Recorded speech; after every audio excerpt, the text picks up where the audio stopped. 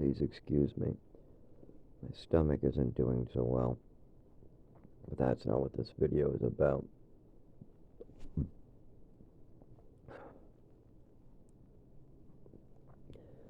This is about the dream that just woke me up. Not only that, I'm going to go over some of the information needed to understand how this might be possibly, well, I don't believe it's real at all, but if you tune your mind into the right stations, some of the visions you can have might be real. Usually not, so don't trust any dreams to be real or nothing. What you have to do is you see a dream of something happening, and then you have to wait to see if it happens. You have to count that dream as fake or just a dream, and then wait to see if it happens. I doubt this one. This one's probably because I had a nicotine patch on before sleep. But I'm going to give some background information that's very interesting. So first of all, the rocks around you, the trees around you, your bed, your floor you stand on, and your body is all made up of atoms. Keep that in mind.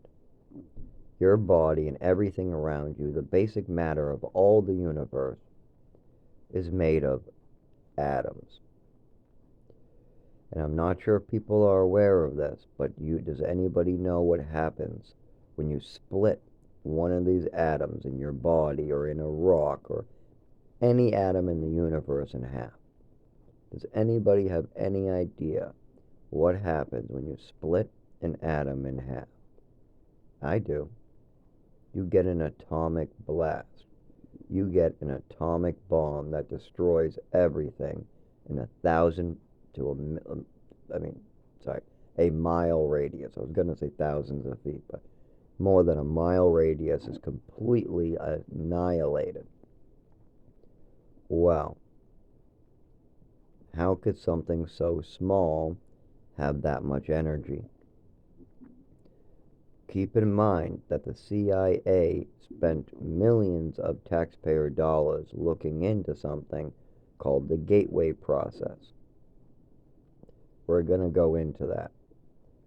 But one key fact to know is that every atom has oscillating, vibrating balls flying around other balls, vibrating, and each one of these balls has enough energy to destroy everything in a mile radius. Literally.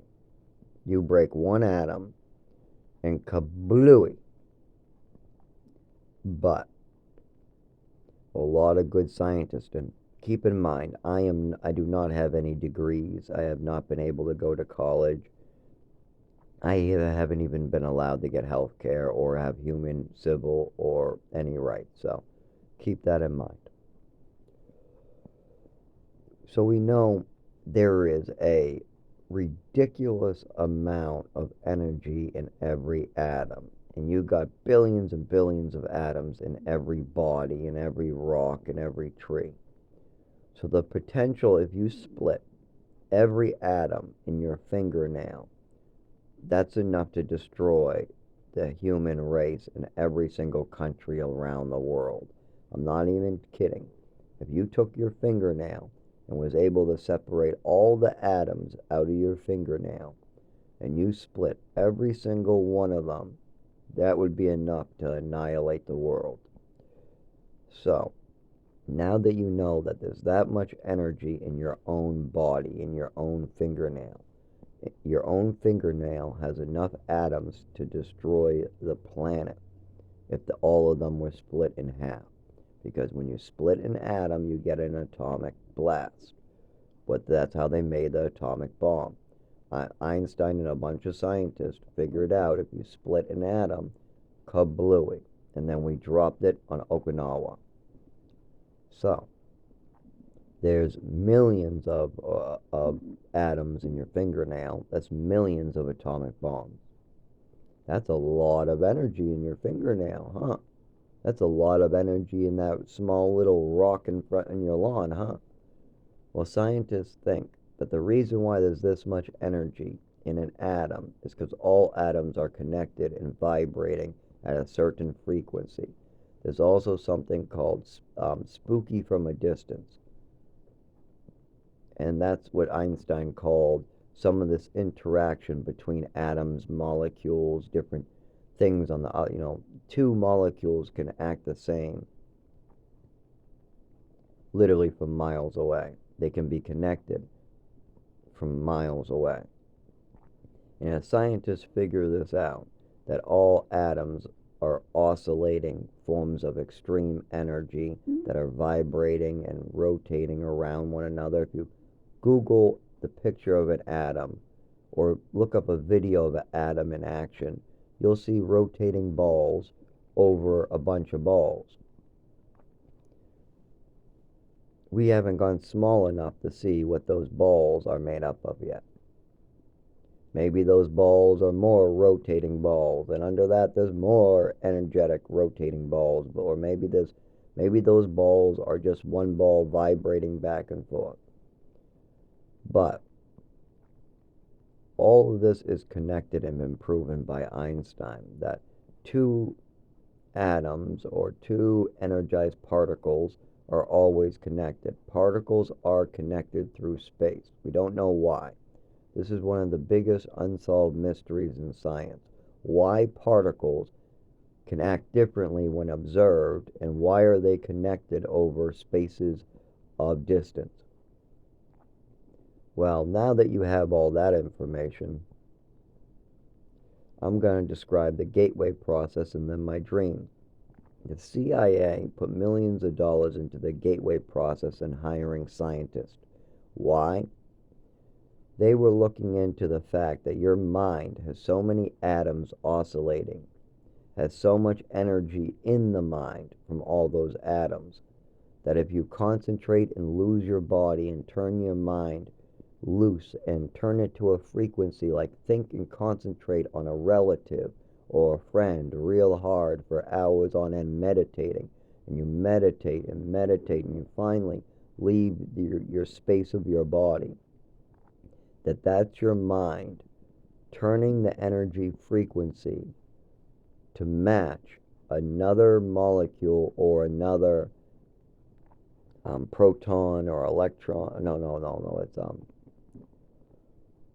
oh, I forgot the word. I said it earlier. You have to roll back to the word earlier. Anyways, two of these things through space. What Einstein called spooky from a distance. One of these unsolved things. So all those atoms that have enough energy to release a nuclear bomb, all that energy in your brain gets used to pick up a frequency, somebody else's atoms vibrating at a certain frequency. Because atoms vibrate according at a certain frequency is what they believe if you hear the reports and read the reports from the educated scientists. And don't forget, the CIA has released this called Project Gateway, and they spent millions of dollars looking into this, and apparently they succeeded. According to the CIA documents, they succeeded in making super soldiers that could tune their mind and go into any place on the earth they want. And they use this for espionage. Americans use the gateway process to try to be like psychic in a way. Every so often as I'm going to sleep, I'll try to turn off my body and I'll concentrate on one memory or one person or one thing. But this weird thing happens where I get, instead of a dream, I get this weird like I'm there feeling, like I'm hovering on the ceiling watching it. And then I find out it happened and I shouldn't know anything about it. And people start going like, why are you asking that? How do you know that? And I'm like, I don't. I just had a dream the other night and I thought I would ask. And they're like, oh yeah, sure, you had a dream about that, huh? I'm like, yeah. I was in my bed and I pictured you screaming about your friend over there, or about the manager, or about me, or about a dog, or I saw you in a vision get into a car crash and I wanted to check if you're okay. stuff like that. Now, most of the time, people tell me no. It didn't happen when I ask. Oh, so my dream was just, okay, dream. Okay, great, great, great. And that's the way I have to chalk it up to. Every time these happen, I chalk it up to a dream. But it sure does seem like a lot of these are way too nailed right on the point for me to like. And the fact that our own government spends lots of millions of dollars on something called the gateway process, and the fact that every single atom in your body has enough potential energy to release a nuclear bomb, and seeing as all molecules in the universe are connected. Oh, there we go, molecule. I hate this brain disorder and nervous system disorder and numbness in the hands and everything my mother did to me. It's so hard to deal with on a lifetime basis after 25 years and not getting medical care. I can't take this much more. I really can't. I've been coping for 25 years with what my mother was doing to me and what she did to me and what the damage she was doing to me was and the damage she has done to me. I made bad choices too, though. I decided to treat myself with alcohol and opiates, so that's a bad choice. But then again, I was drugged up good for 15 years, up, down, side to side, vomiting, severe hangovers and migraines to an emergency room. Anyways, so with understanding that there's a lot of scientific evidence that shows that out of body experiences, visions, ESP, uh, and the gateway process is referring to remote viewing. That's the one that I studied or spent the most time learning about after I had some of my dreams come true. I was like, holy shit, what the hell's going on? These were always fake, right? But then half of them are true. So if half of them are true and half of them are fake, what the fuck is going on? And what I mean by true, I mean like somebody gets in a car crash and then I ask somebody about it and it really happened. Or somebody in a wheelchair is crossing the road and gets hit by a car and then I hear the whole town telling me about it. Stuff like that. Just weird stuff. And I don't even like talking about it because it makes you seem like a crazy person. So this is the only video you'll hear on it. But anyway, so the gateway process remote viewing is something you can do thousands of hours of research on like I did. I would start with the Y files. He does a really good one. Go to the Y files gateway process, and that's a good start. You won't get all your facts or information, but you'll get a good start. So remote viewing is where you try to lose your body and you try to view something from miles and miles away. But there's a lot of our U.S. military, U.S. CIA doing this too. This isn't something the public does. This is something our government does. This is something our government spends our taxpayer dollars on. Anyways, knowing this, I had the weirdest one when I was trying to fall asleep last night. That my mother, sorry, not my mother, my father, his third wife, was with my much older sister and her husband, and they got in some severe argument. Oh, bad argument. And there was a bunch of violence, and it didn't go well. I go to sleep after hours of not like an hour. I've tried to get rid of this storyline of like I'm. It's almost like you're on the ceiling watching something unfold. That's what it's like. It's like a dream, but like you're on the ceiling watching other things, like watching other events take place that you don't even know about, like a truck going by with a certain license plate number that's white. I mean, what the hell does that have to do with anything? Why would your brain just show you a highway and a truck going by? It just, well, your brain is made up of energy. Every atom in your brain is energy. It's shooting energy, electrical signals back and forth. On top of that, every atom in your brain that's made up of energy also has enough energy to release atomic bomb. So literally, the weight of your brain alone could destroy the Earth. I'm not even kidding. If you broke every atom in your brain at once, the whole damn world would be destroyed. That is billions and billions of billions of nuclear bombs going off at once. The reason for this is the reason an atomic bomb works is because it splits an atom in half.